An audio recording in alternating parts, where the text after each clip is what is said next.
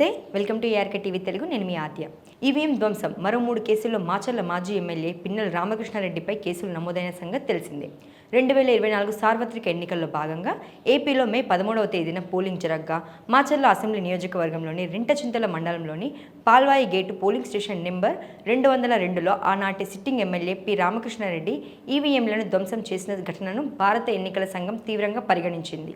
ఈ నేపథ్యంలోనే శాసనసభలో సిట్టింగ్ సభ్యుడు ఎమ్మెల్యే ఉద్దేశపూర్వకంగా ఈవీఎం ధ్వంసం చేయడం నేరపూరిత చర్యగా మాత్రమే కాకుండా ప్రజాస్వామ్య ప్రక్రియపై జరిగిన ఘోరమైన దాడిగా పరిగణించింది. ఈ సంఘటనను భారత ఎన్నికల సంఘం ఈసీఐ చాలా తీవ్రంగా పరిగణించింది.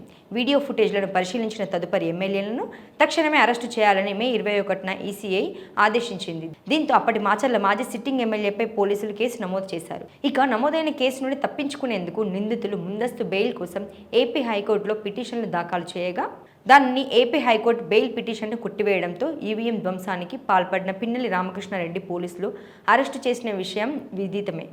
ఇక తాజాగా మాచర్ల మాజీ ఎమ్మెల్యే పిన్నెల రామకృష్ణారెడ్డికి 14 రోజుల రిమాండ్ విధించింది న్యాయస్థానం. మాచర్ల జూనియర్ సివిల్ జడ్జి న్యాయస్థానంలో వాదనలు విన్న న్యాయమూర్తి ఈవీఎం ధ్వంసం సహా ఓటర్లను భయపెట్టి దాడి చేసి 4 కేసుల్లో విచారణ చేపట్టారు. ఇందులో 2 కేసుల్లో బెయిల్ మంజూరు చేసింది న్యాయస్థానం. మరో 2 కేసుల్లో న్యాయమూర్తి ఆయనకు రిమాండ్ విధించారు. దీంతో మాజీ ఎమ్మెల్యే వైసీపీ నేత పిన్నెల రామకృష్ణారెడ్డిని నెల్లూరు జైలుకు తరలించాలని ఆదేశించారు.